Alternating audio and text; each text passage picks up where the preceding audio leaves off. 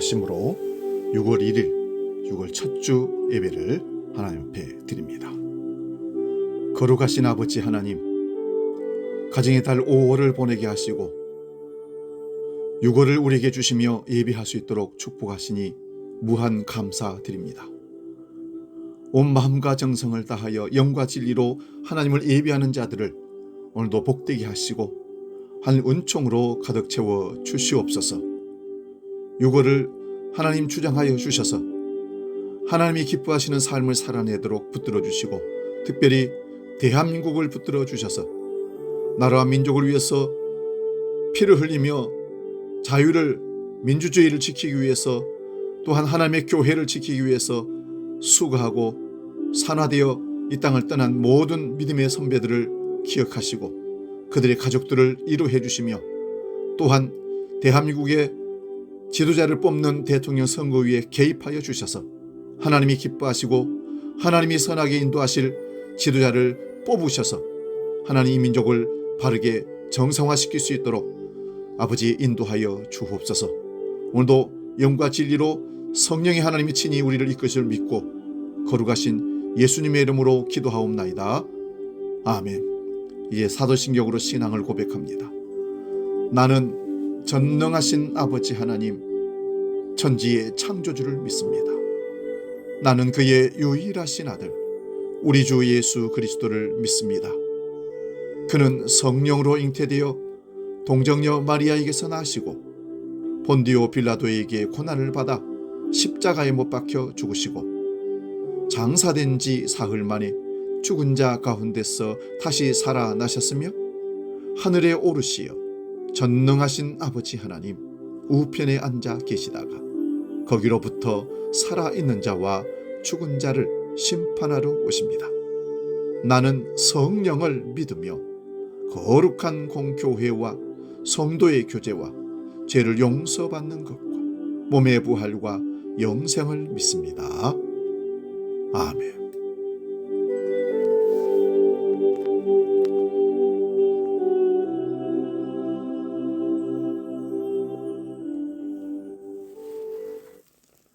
찬송가 407장 구주와 함께나 죽었으니 함께 찬송합니다.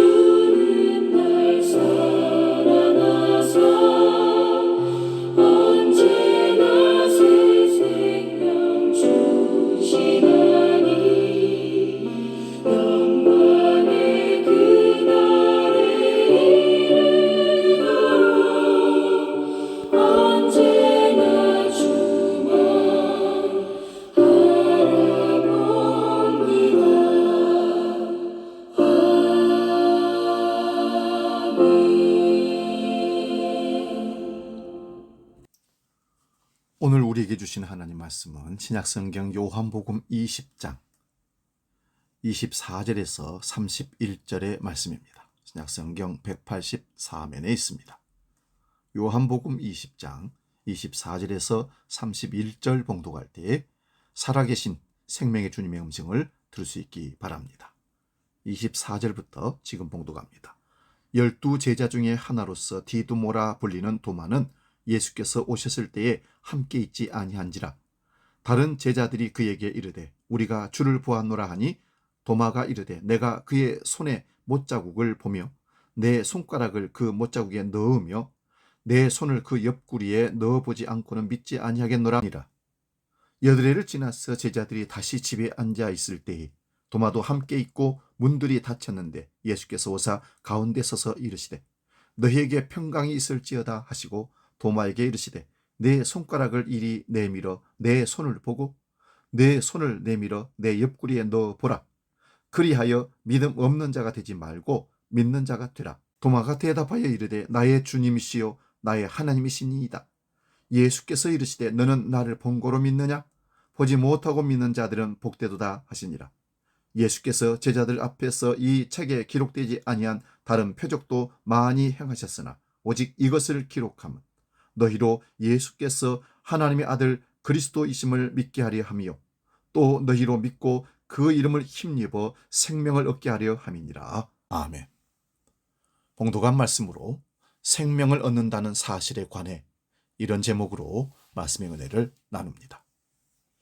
생명이 무엇입니까? 라는 질문에 답은 예수 그리스도이십니다.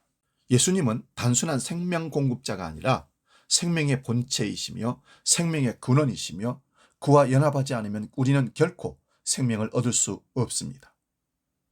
요한일서 5장 12절을 보면 아들이 있는 자에게는 생명이 있고 하나님의 아들이 없는 자에게는 생명이 없느니라 말씀합니다. 예수님은 생명을 주시는 분이 아니라 생명 그 자체이십니다. 이 말씀은 생명을 개념이나 경험이 아닌 인격적 연합의 문제로 명확히 규정하고 있습니다. 우리가 참된 생명을 얻기 원한다면 반드시 그리스도와 연합해야 합니다. 기독교는 도덕적 삶을 가르치는 종교가 아니라 생명이신 예수님과의 관계로부터 시작되는 믿음의 길입니다. 전도와 선교, 목회에서 가장 먼저 강조해야 할 것은 예수를 믿어 생명을 얻으라는 복음의 핵심입니다. 본문 마지막 단락인 요한복음 20장 30절 31절은 다음과 같이 말씀합니다.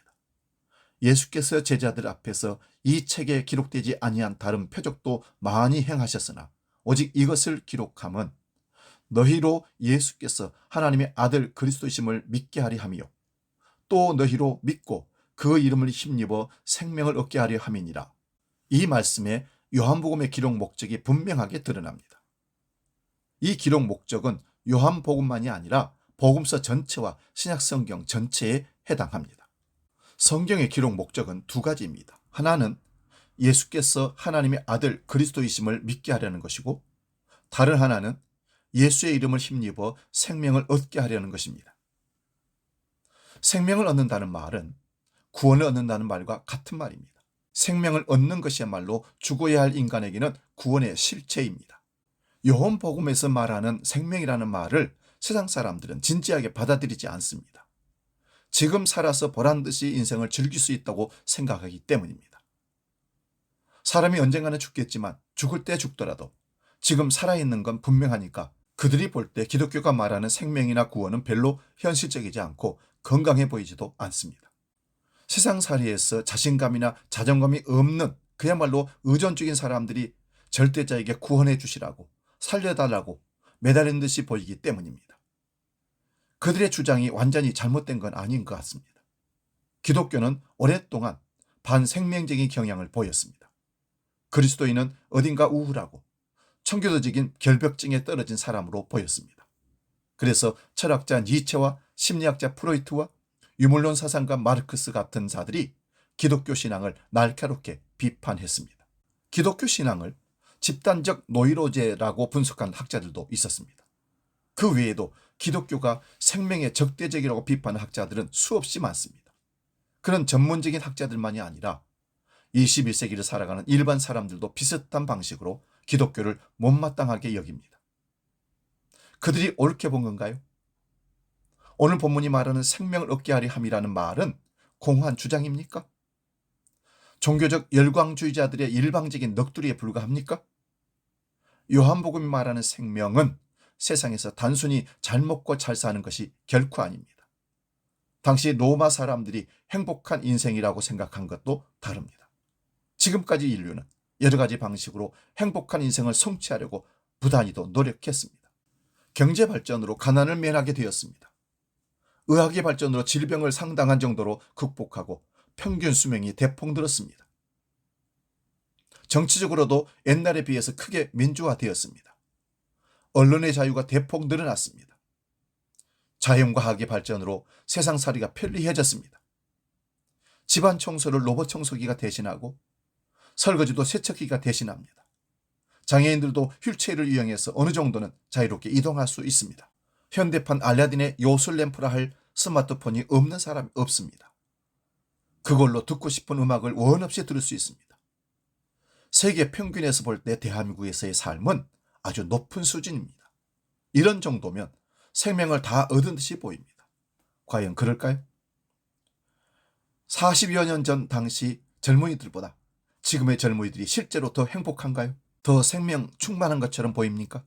세상이 살만하다고 실제로 여러분 느끼십니까? 그래서 아이들을 더 낳고 싶다는 열망이 강합니까? 저는 경제성장과 문화발전 등등은 필요 없다고 생각하는 문명 문화 배충론자는 결코 아닙니다. 그런 노력을 게을리지 않는 게 좋습니다. 요즘 K문학, K음악, K영화, K푸드 등등 한류로 통칭할 수 있는 현상이 세계 곳곳에서 자리하고 있다는 소식을 들을 때마다 뿌듯하긴 합니다. 기본적으로 이런 발전을 바람직한 현상이라고 생각합니다. 그러나 그런 것만으로 현대인이 생명을 얻었다고는 전혀 생각하지 않습니다. 거의 신적인 단계로 올라서는 듯한 과학 발전과 문명의 고도화가 우리의 삶을 근본에서 풍요롭게 하지는 못한다고 생각하기 때문입니다. 오히려 더 깊은 허무에 떨어질 수도 있습니다. 내면을 도저히 채울 수 없는 소유와 향락에 더 집착하기 때문입니다. 여러분 생각해 보시기 바랍니다.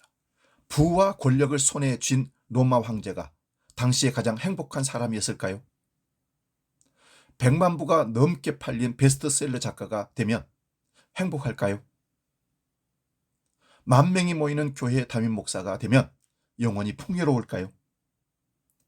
요한복음이 말하는 생명은 하나님이 주인입니다. 우리는 생명을 선물로 받았을 뿐입니다. 하나님만이 창조주이시기 때문입니다. 사도신경의 첫 문장은 이렇습니다. 나는 전능하신 아버지 하나님, 천지의 창조주를 믿습니다.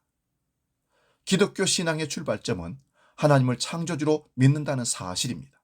이런 사실을 진지하게 생각하지 않는 그리스도인들이 제법 많습니다.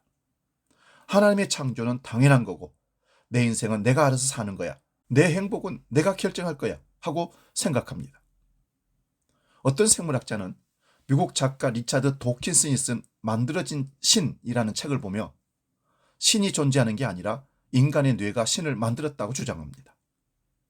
뇌의 주인은 인간 자신이니까 생명의 주인도 인간이 되고 언젠가는 인간이 생명의 주인이라면 인간 스스로 영원한 생명을 얻겠다는 어리석은 생각을 하게 합니다.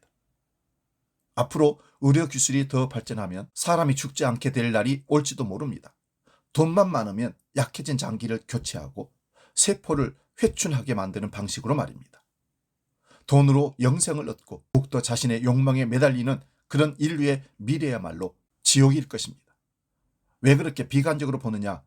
그렇게 말할지도 모릅니다. 그런데 다가올 미래가 어찌 될지 제가 어떻게 다 알겠습니까? 하지만 지난날과 오늘을 비교하면 대략 예상할 수 있습니다. 우리나라가 고단하게 살던 70년, 80년대에 비해서 21세기 오늘을 사는 사람들이 더 사랑하고 더 감격해하고 더 인간미가 풍성해지고 더 사람답게 살고 있을까요? 서울과 뉴욕과 런던과 동경 같은 첨단 문명의 대도시에 사는 사람들이 저 못 사는 티베트나 부탄 오지에 사는 사람들보다 더 평화지향적이고 더 정의롭고 더 관용적일까요? 웅장한 교회당과 파이프 오르간과 관현악단이 갖춰진 대형 교회에서 예배하는 사람들이 초라한 작은 교회당에서 예배하는 사람들보다 하나님을 더 깊이 경험할 수 있을까요? 어떤 상황에 살든지 사람의 본질은 변하지 않습니다. 로마 시대 사람이나 지금 우리나 똑같이 호모 사피엔스입니다. 청와대에서 사는 사람이나 작은 아파트에 사는 사람이나 그들의 본성이 비슷합니다. 이런 말이 있습니다. 60대, 70대의 특징은 꼰대론으로 확인하고 20대, 30대의 특징은 싸가지론으로 확인한다는 말이 있습니다. 인간은 옛날에도 그랬고 지금도 그렇고 앞으로도 비슷한 특징을 보일 겁니다. 인간 본성과 본질은 변하지 않는데 인공지능과 의료기술과 경제성장 그리고 온갖 놀이문화의 발전만으로 우리의 생명이 더 풍성해질 거라는 생각은 큰 착각입니다. 우리의 생명이 창조주이신 하나님의 것이라는 성경의 가르침은 우리의 생명이 의학기술이나 심리학이나 갖가지 통계나 수치 그리고 각종 심리치료 등으로 처리할 수 있는 대상이 결코 아니라는 뜻입니다. 천만다행입니다. 전체는 부분의 합계 그 이상이라는 말처럼 우리의 생명은 부분의 총합을 초월합니다. 인간 창조에 관한 성경의 보도가 이를 가리키고 있습니다. 창세기 1장 27절입니다. 하나님이 자기 형상 곧 하나님의 형상대로 사람을 창조하시되 남자와 여자로 창조하시고 창세기 2장 7절도 봅니다. 여호와 하나님이 땅에 흙으로 사람을 지으시고 생기를 그 코에 불어넣으시니 생령 생물이 되니라. 여기서 분명한 것은 사람의 창조가 아주 특별했다는 사실입니다. 그렇습니다. 우리에게는 하나님의 형상이 있습니다. 그 하나님의 형상은 거룩하고 선한 능력, 즉 살아있는 기운입니다. 그 살아있는 기운은 하나님으로부터만 받을 수 있습니다. 사람들이 이런 가르침을 실감하지 못하는 이유는 세상이 자극적인 방식으로만 생명을 경험하는 일에 길들여졌기 때문입니다. 이것이 바로 자기 숭배라는 죄의 본질입니다. 단적으로 경쟁에서 이길 때 느끼는 승리감에 도취하는 겁니다. 지금 세상 돌아가는 풍경을 보면 이를 확인할 수 있습니다. 서로 싸우는 데 집중합니다. 저도 젊은 시절 부부싸움을 할 때 나의 잘못을 합리화하고 아내의 잘못만 비판하곤 했습니다. 세계를 보더라도 비슷합니다. 지금 미국의 트럼프와 중국의 시진핑이 관세 문제로 전쟁을 벌이듯이 싸웁니다. 트럼프와 시진핑은 먹고 사는 데는 아무 지장 없는 사람들입니다. 이들 정치 지도자들로 인해서 서민들의 삶이 망가집니다. 시시비비를 가릴 때는 치열하게 다투어야 합니다. 그러나 한쪽은 완전한 천사이고 다른 한쪽은 완전한 악마라고 생각하지는 않습니다. 세상이 본래 그렇게 돌아가는데 어쩌란 말이냐 말할 수도 있습니다. 그렇습니다. 전쟁통처럼 돌아가는 세상에서 공자화를 외칠 수는 없습니다. 세상에서 벌어지는 이런 문제에 관해서 제가 더 구체적으로 드릴 말씀은 없습니다. 각자 여러분이 선택해야만 합니다. 다만 세상에서 짜릿하게 승리해도 생명을 얻는 게 아니라는 그런 사실만은 분명히 알아야 합니다. 대통령이 된다 해서 노벨상을 탄다고 해서 교황이 된다고 해서 생명을 얻는 게 아닙니다. 그냥 인기를 얻을 뿐입니다. 속된 표현으로는 기분이 우쭐할 뿐입니다. 그는 여전히 먹어야 하고 배설해야 하고 불안해해야 하고 외로워해야 되고 두려워해야 되고 죄에 떨어지게 됩니다. 그러니 여러 분야에서 성공한 사람들을 칭찬을 하되 부러워하지 마시기 바랍니다. 성공하지 못한 사람과 별 차이 없답니다. 작은 부분에서는 차이가 있으나 정말 중요한 부분에서는 차이가 없습니다. 앞에서 말씀드렸듯이 오늘 설교 본문은 예수를 믿고 그의 이름을 힘입어서 생명을 얻는다고 말합니다. 그 말씀 앞에서 예수님의 부활 이야기가 나옵니다. 도마의 얘기가 특이합니다. 하신 예수께서 제자들에게 나타났을 때 도마는 없었습니다. 다른 제자들에게 부활의 주님에 관한 얘기를 들었으나 그는 믿을 수 없었습니다. 얼마 후에 예수께서 다시 제자들이 모인 자리에 나타났습니다. 그리고 도마에게 29절에서 이렇게 말씀합니다. 너는 나를 본 거로 믿느냐? 보지 못하고 믿는 자들이 복되도다. 부활은 예수께서 단순히 죽었다가 다시 본래의 생명으로 돌아온 게 아니라 하나님께 완전히 받아들여진 사건입니다. 그래서 제자들은 예수께서 하늘로 들어 올림을 받았다는 뜻으로 승천을 증언했습니다. 이를 다시 압축해서 표현하면 예수님께서는 하나님과 하나가 되셨다입니다. 예수님은 하나님과 하나가 되신 분이시기에 그를 믿으면 우리도 하나님과 하나가 됩니다. 이것이 바로 기독교 신앙의 핵심입니다. 그걸 어떻게 알 수 있을까요? 이해도 안 되고 알 수 없어도 무조건 믿어야 합니까? 그럴 리가 있겠습니까? 기독교 신앙은 광신이 아닙니다. 이 세상의 그 어떤 종교나 학문보다 더 이성적으로 생각하는 삶의 태도입니다. 예수께서 하나님께 받아들여져서 하나가 되었다는 사실이 제자들처럼 영혼의 눈을 뜨게 되면 보일 겁니다. 영혼의 눈을 뜬다는 게 무엇인지를 조금 더 설명하면 이렇습니다. 제자들은 예수께서 오직 하나님만 의지하고 믿었던 분이라는 사실을 알았습니다. 예수는 무엇을 먹을까? 무엇을 마실까? 무엇을 입을까 하고 걱정하지 않고 오직 하나님 나라와 그의 의만을 붙들었습니다. 당시의 절대 규범이었던 안식일에도 장애인들을 고치셨습니다. 당시 율법이 금한 세리와 죄인들의 친구로 함께 먹고 마시기도 했습니다. 그는 하나님 나라가 가까이 왔으니 하나님 나라를 향해서 삶의 방향을 돌리라고 말씀하셨습니다. 본인 스스로 그렇게 사셨습니다. 그는 하나님을 아버지라 불렀습니다. 하나님을 향한 가장 친근한 호칭입니다. 이 세상 그리스도인 중에 예수님과 비슷하게 살았던 사람도 있긴 합니다. 그러나 예수와 똑같은 사람은 한 사람도 없습니다. 그는 십자가에 처형당했으나 사흘 만에 제자들에게 살아있는 자로 나타나셨습니다. 제자들은 예수님에게서 죽음이 극복되었다는 사실을 깨달았습니다. 그들도 죽음을 이제는 두려워하지 않게 됩니다.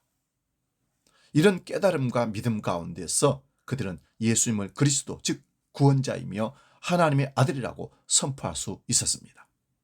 사랑하는 여러분, 오늘 생명을 얻는다는 사실에 관한 설교를 듣고 어떤 생각이 드십니까?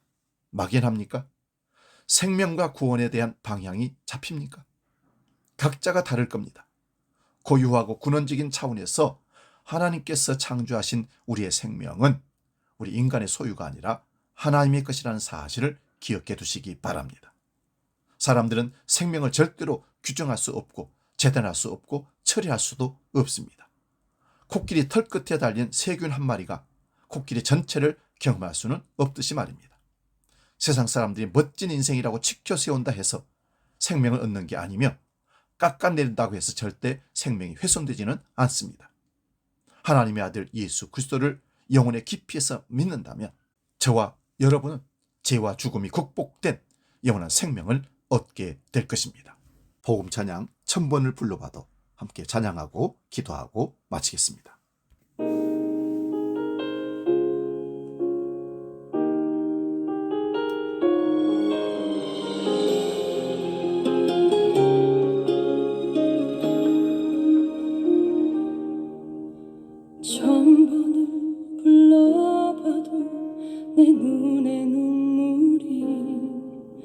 멈추지 않는 것은 십자가의 그 사랑 나를 살리려 지신 그 십자가 모든 물과 피 나의 더러운 죄 씻으셨네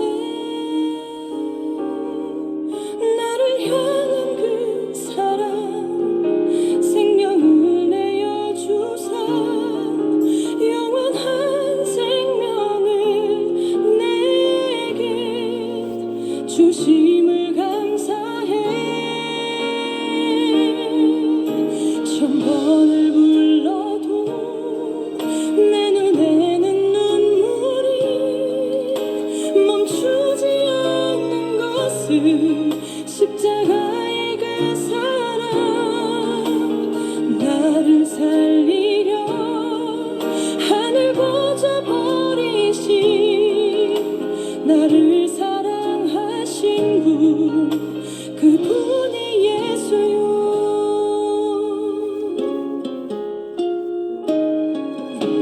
1000번을 불러봐도 내 눈에 눈물이 멈추지 않는 것은 십자가의 그 사랑 나를 살리려 지신 그 십자가 모든 물과 피 나의 더러운 죄